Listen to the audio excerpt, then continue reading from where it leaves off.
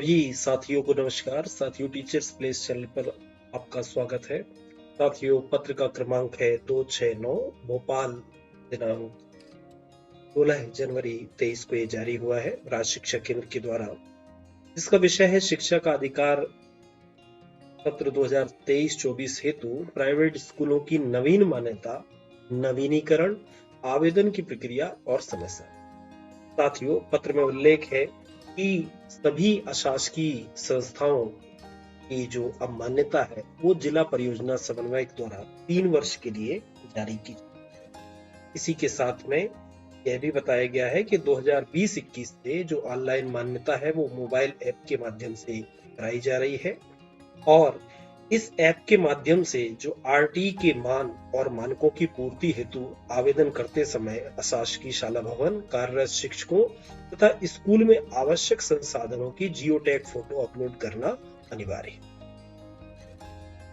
साथियों, पत्र में जो इसकी समय सारणी है वो समय सारणी दी गई है कि जो नवीन मान्यता है या मान्यता नवीनीकरण है उसके लिए 16 जनवरी 2023 से 31 जनवरी 2023 तक आवेदन किए जा सकेंगे और आवेदन के पश्चात यानी 31 जनवरी के पश्चात अशासकीय स्कूलों के जो ऑनलाइन सत्यापन है वो बीआरसीसी द्वारा स्कूलों का भौतिक सत्यापन किया जाएगा और निरीक्षण रिपोर्ट जिला परियोजना समन्वयक को प्रेषित की जाएगी। इसी में जो मान्यता आवेदन के प्रकरणों का निराकरण जिला स्तर पर 2 मार्च 2023 तक होगा, जिसमें यह उल्लेख भी है कि अगर बीआरसीसी के द्वारा समय सीमा में निरीक्षण नहीं किए जाते हैं तो आवेदन, मान्यता आवेदन या नवीन मान्यता नवीनीकरण का जो आवेदन है वो ऑटो फॉरवर्ड हो जाएगा और इसके 15 दिवस के भीतर ही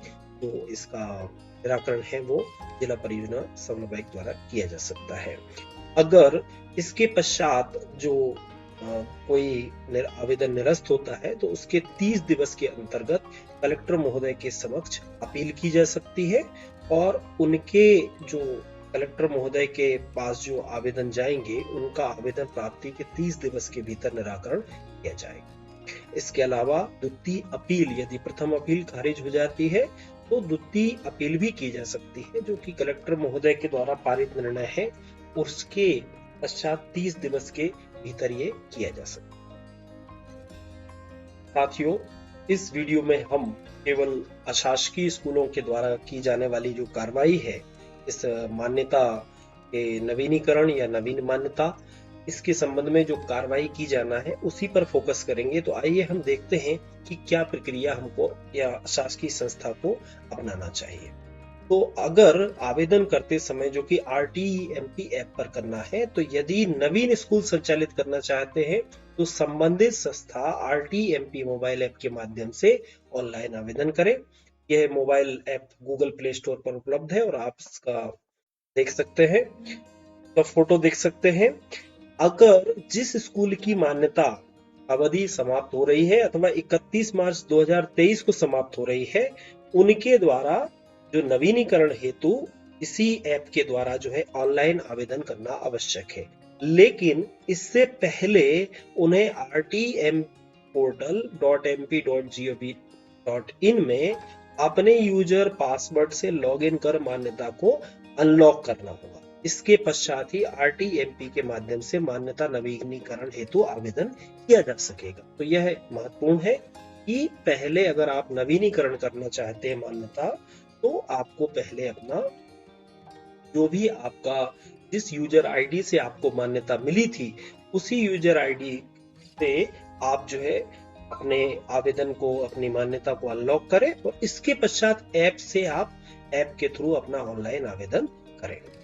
इसी के साथ में आगे पत्र में उल्लेख है कि यदि किसी स्कूल द्वारा स्कूल में कक्षा की वृद्धि की जाना है, और जैसे उदाहरण दिया है कि कोई स्कूल 5वीं तक है परंतु उसे 8वीं तक करना चाहते हैं, तो उनके द्वारा भी मान्यता हेतु आवेदन उक्त वर्णित प्रक्रिया हेतु किया जा सकता है। इसी के साथ पत्र में आगे बताया गया है कि जो भी निर्धारित शुल्क है उसका ऑनलाइन ई पेमेंट के माध्यम से संस्था को जमा करना होगा। इसी में जो शुल्क है वह बताया गया है कि नवीन मान्यता के लिए प्राथमिक के लिए 5,000 रुपए, माध्यमिक के लिए 7,500 और सह प्राथमिक सह माध्यमिक शाला हेतु 10,000 रुपए का शुल्क जमा होगा।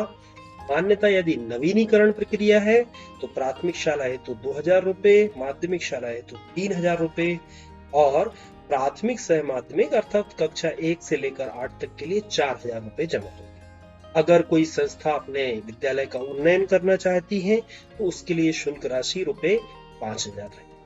इसी प्रकार यदि आप समय सीमा में आवेदन नहीं कर पाते हैं तो कोई भी आप विलंब शुल्क के रूप में 5,000 रुपए की राशि अतिरिक्त जमा करने पर आगामी 30 दिवस तक आवेदन कर सकते हैं।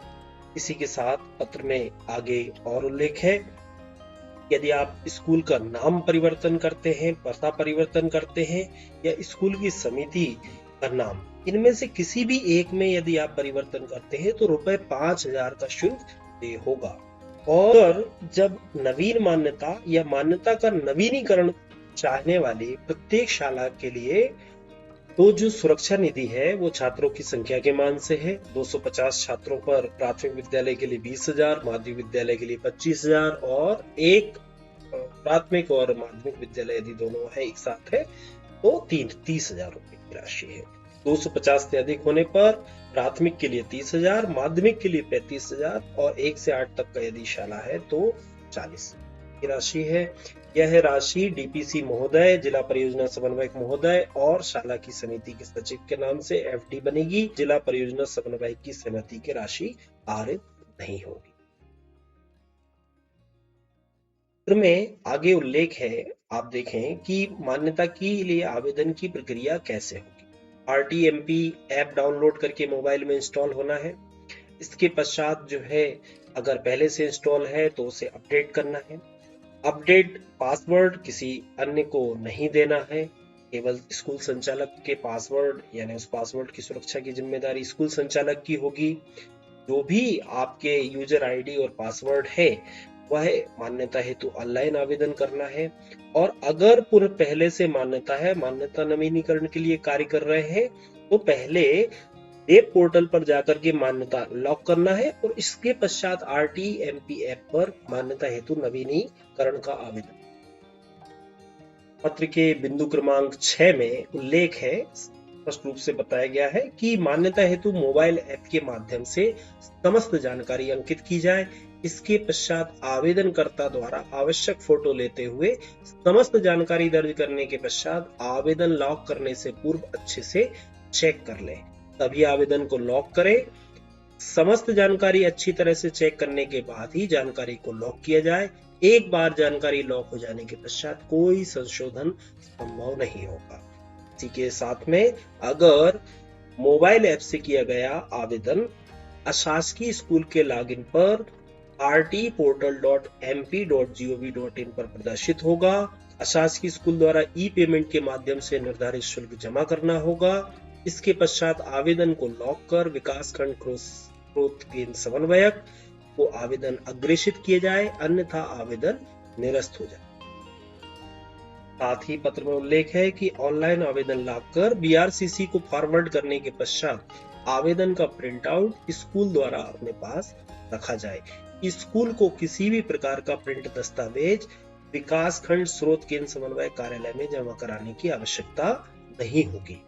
इसी के साथ में पत्र में उल्लेख है कि आवेदन का जो प्रिंट आउट है एवं आवेदन अनुसार संलग्न दस्तावेजों की 2 प्रतियां शाला के भौतिक निरीक्षण के दौरान BRCC को स्कूल के द्वारा उपलब्ध कराई जाए और जो जानकारी ऑनलाइन प्रदान की गई है केवल वही जानकारी मान्यता प्रदान करने हेतु मान्य हो।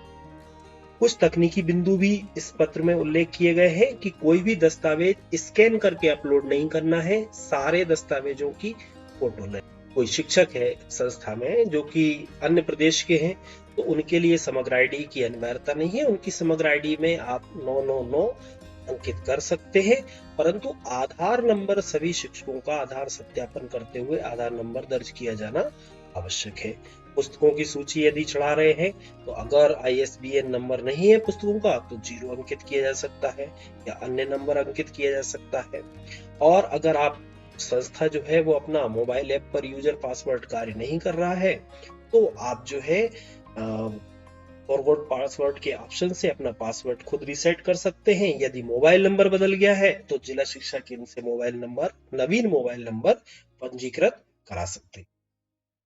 के साथ में ही आप ध्यान रखें कि मोबाइल ऐप पर यदि कोई एरर आ रही है तो कोई स्पेशल कैरेक्टर जैसे डॉलर, @ या एम्परसेंड बीच में किसी फील्ड में अंकित ना हो तो इसे एक बात महत्वपूर्ण यह है कि मोबाइल ऐप से आवेदन लॉग करने के पश्चात लॉग आउट अवश्य करें, तभी आपका जो है वो आवेदन ठीक तरीके से फॉरवर्ड होगा। इसके साथ ही अगर आपका मान लीजिए कोई संस्था ऐसी है जहां पे नेटवर्क नहीं है, तो सबसे पहले आपको जहां पे भी नेटवर्क हो वहां लॉगिन करके अपने ऐप में मास्टर डेटा डाउनलोड कर लीजिए और इसके पश्चात जाकर के अपनी संस्था में अपना कार्य कीजिए और जब नेटवर्क एरिया में आए तो आवेदन को लॉक करके फॉरवर्ड करें, इससे नेटवर्क की समस्या नहीं रहे। यदि किसी शिक्षक की जानकारी में संशोधन किया जाना है तो उसे डिलीट करें, तत्पश्चात स्टाफ जोड़े ऑप्शन से शिक्षक की सही जानकारी दर्ज करें। अर्थात किसी भी शिक्षक की जानकारी को एडिट करने की सुविधा नहीं है, आपको डिलीट करना होगा। इसके पश्चात नए स्टाफ जोड़ करके शिक्षक की सही जानकारी अंकित करना होगा। तो साथियों, यह थी कि पूरी आवेदन प्रक्रिया की जानकारी। आप इसके पश्चात इसमें BRCC के द्वारा महोदय के द्वारा की जाने वाली कार्रवाई, फिर जिला परियोजना समन्वयक द्वारा की जाने वाली कार्रवाई आदि यहाँ पर है। मेरा आप सभी से अनुरोध है कि आप पत्र का भली भांति अध्ययन करें और वीडियो में बताए गए निर्देशों को भी ध्यान में रखते हुए अपना नवीन मान्यता का आवेदन करें अथवा मान्यता नवीनीकरण की प्रक्रिया अथवा अपने शाला उन्नयन की प्रक्रिया का आप बहुत भली भांति उपयोग कर सकते हैं। इसके लिए आपको RTE/MP ऐप का उपयोग करना है। अगर आपको वीडियो अच्छा लगे तो चैनल से जुड़े रहिए। बहुत बहुत धन्यवाद। जय हिंद, जय भारत।